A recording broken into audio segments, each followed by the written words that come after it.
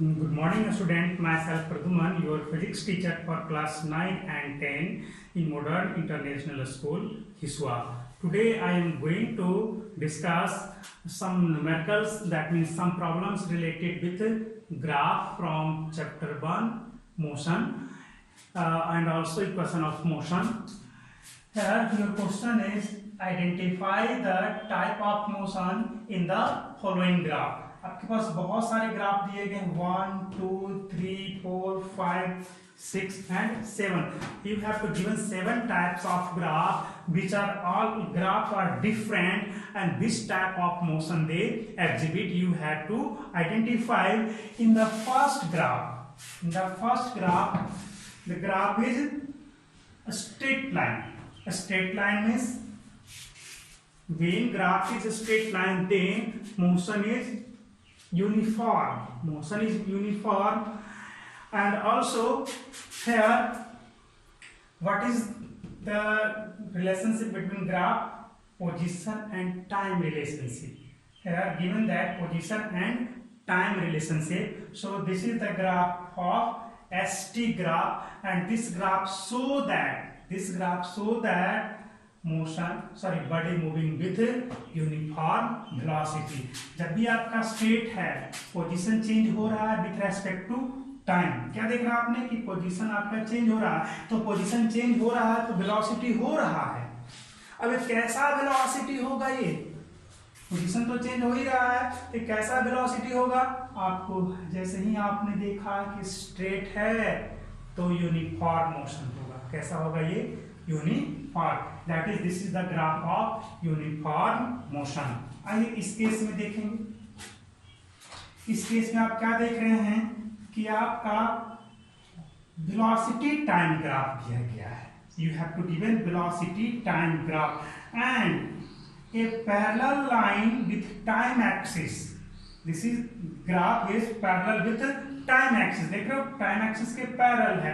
और जब भी कोई पैरेलल ग्राफ होता है किसी भी एक्सिस के साथ, आइदर वो टाइम एक्सिस हो या फिर वेलोसिटी एक्सिस हो, कुछ भी हो, या फिर एक्स एक्सिस हो या वाई एक्सिस हो, तो वो ऑलवेज किस चीज का ग्राफ होता है?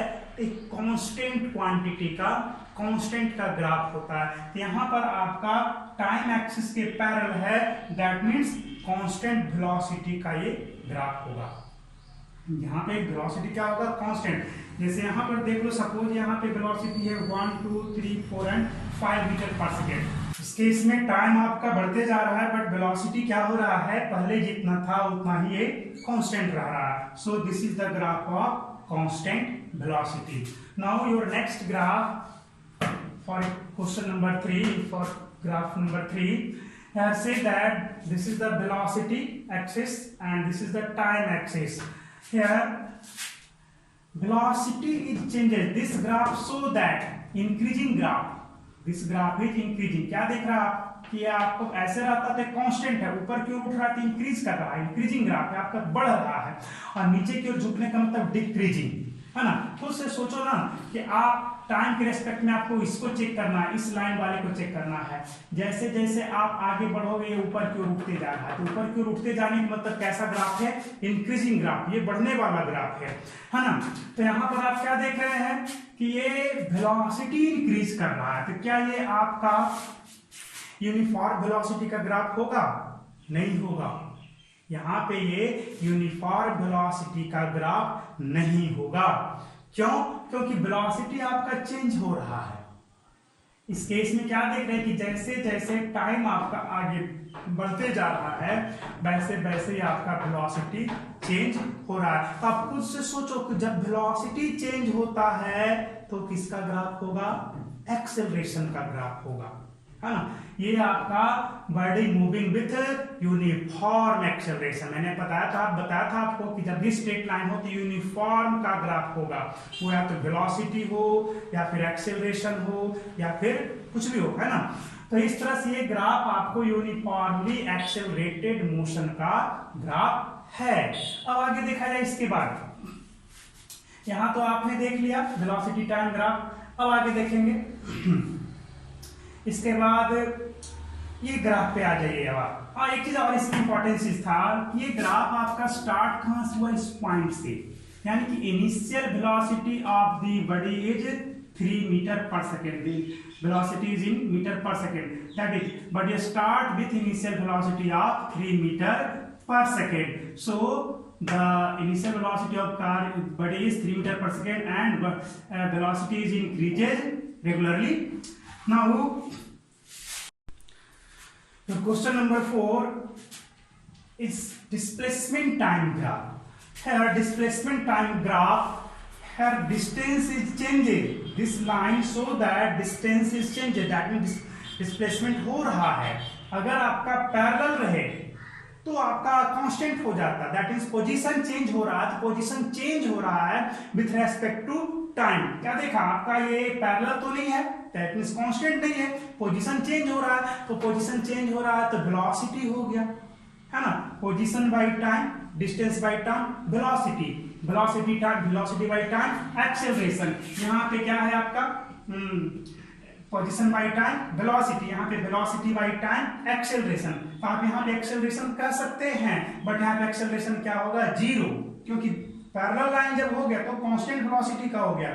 यहाँ पे देखोगे वेलोसिटी बाय टाइम, एक्सेलरेशन, तो ये यूनिफॉर्मली एक्सेलरेटेड मोशन का ग्राफ हो गया. यहाँ पे पोजीशन बाय टाइम, वेलोसिटी, है ना, तो ये आपका यूनिफॉर्म होगा नहीं, क्योंकि स्ट्रेट लाइन नहीं है. This is the graph of non uniform motion, this is the graph of non uniform motion. ये आपका, अब आगे देखा जाए, जब स्ट्रेट रहता तभी आप बोलेंगे कि यूनिफॉर्म मोशन का ग्राफ है, जैसे इस केस में देखा था, फर्स्ट केस में. आइए इस केस में देखिए पोजीशन टाइम ग्राफ, तो पोजीशन टाइम ग्राफ है, बट क्या ये पैरेलल है, तो पैरेलल क्या कांस्टेंट रह जा रहा है, parallel graph so that this is the graph of a constant quantity. What is constant in this graph, only position is constant, time is always increasing, time हमेशा बढ़ते चला जाएगा, बट आपका पोजीशन कांस्टेंट. तो position constant means rest. When position of the body doesn't be changes with respect to time, then body is said to be in rest. This is the graph of rest. ये rest body का graph है. Next thing is here velocity time graph, where when time is 0 then velocity is maximum. You learn here velocity decreases with increasing time. क्या देखा, जैसे जैसे time बढ़ रहा है वैसे वैसे वेलोसिटी डाउन हो रहा है. इसका मतलब क्या हो गया आपका, ये डिक्रीजिंग ग्राफ है. क्या चीज डिक्रीज हो रहा है, वेलोसिटी डिक्रीज कर रहा है, that means when velocity is decreases then this is the graph of retardation, uniformly decelerated motion. ये रिटार्डेशन का, यहाँ पर रिटार्डेशन हो रहा है. एक्सेलरेशन में क्या होता, ग्राफ ऊपर की ओर उठते चला जाता है, जैसे इस केस में आपने देखा है ना, लेकिन इसमें आप क्या देख रहे हैं, नीचे की ओर आपका डाउन हो रहा है, तो वेलोसिटी डिक्रीज कर रहा है. वेलोसिटी डिक्रीजिंग मतलब रिटार्डेशन. ये यूनिफॉर्म डीएसेलरेशन का ग्राफ है.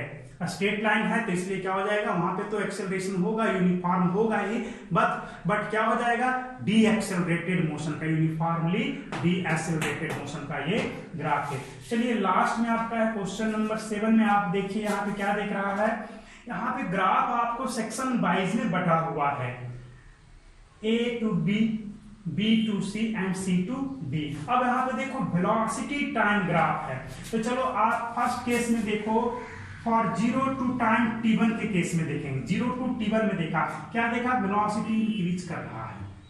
इंक्रीज मतलब यहाँ पे यूनिफॉर्मली एक्सेलरेटेड मोशन का ग्राफ ये एग्जिबिट कर रहा है ना. 0 से टाइम t1 में आप जब ऑब्जर्व करोगे तो वेलोसिटी इंक्रीज कर रहा है, that is uniformly accelerated motion का ये ग्राफ शो कर रहा है.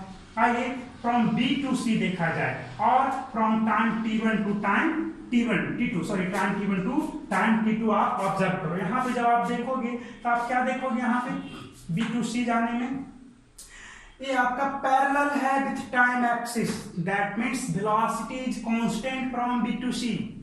फ्रॉम B टू C आप देखोगे तो आपका क्या है, parallel line, so that velocity is constant, that means जो भी आपका है ये वेलोसिटी का है तो वेलोसिटी कांस्टेंट. आपका बाई एक्सिस रहता तो बाई कांस्टेंट. सपोज दैट यहाँ पे वेलोसिटी आपका आकर के हो गया 5 मीटर पर सेकेंड, तो आप टाइम t1 से t2 जा रहे हैं तो क्या देख रहा आप, जैसा था वैसा ही रह गया, है ना। अब आगे देखा जाए फ्रॉम सी टू डी में देखो, सी टू डी में देखो क्या देख रहा है, और from time T2 to T3 में क्या ऑब्जर्व कर रहे हैं आप, डिक्रीज कर रहा है स्पीड, आपका वेलोसिटी डिक्रीज करे, यानी कि ये डीएसेलरेटेड मोशन का ग्राफ है, और एक्सेल सॉरी स्ट्रेट लाइन है, यूनिफॉर्म का तो होना ही होना है, that is this is the uniformly decelerated motion का ये ग्राफ हो गया। आप कभी भी बाइक चलाते हो या कुछ भी बाइसिकल चलाते हो तो उसमें क्या देखते हैं, पहले स्पीड इंक्रीज कराते, तो यहाँ पे स्पीड इंक्रीज किया, फिर क्या हो जाता है, हम उसी कांस्टेंट स्पीड से कुछ दूर जाते हैं, तो यहाँ पर B2C में वही कांस्टेंट स्पीड से आपको मूव किया, फिर जब हमें रुकना होता है, स्टॉप करना होता है बाइक को, तब धीरे धीरे स्पीड को डिक्रीज करते, तो यहाँ पे डिक्रीज किया इस तरह से। ये पूरा क्या है, पूरा किस चीज का ग्राफ है, कोई पर्सन है जो बाइक से ड्राइव कर रहा है, उसको स्टार्टिंग से लेकर के स्टॉपिंग तक का ये ग्राफ इंडिकेट कर देता है। मैं कुछ और भी प्रॉब्लम आपको ग्राफ से रिलेटेड सिखाऊंगा।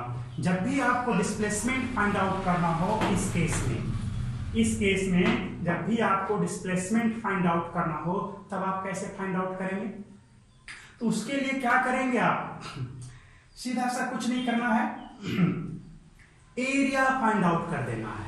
जब भी वेलोसिटी टाइम ग्राफ हो तो आपको एरिया फाइंड आउट कर देना है। जब आप एरिया फाइंड आउट करोगे तो क्या मिल जाएगा, डिस्प्लेसमेंट ऑफ द बॉडी मिल जाएगा।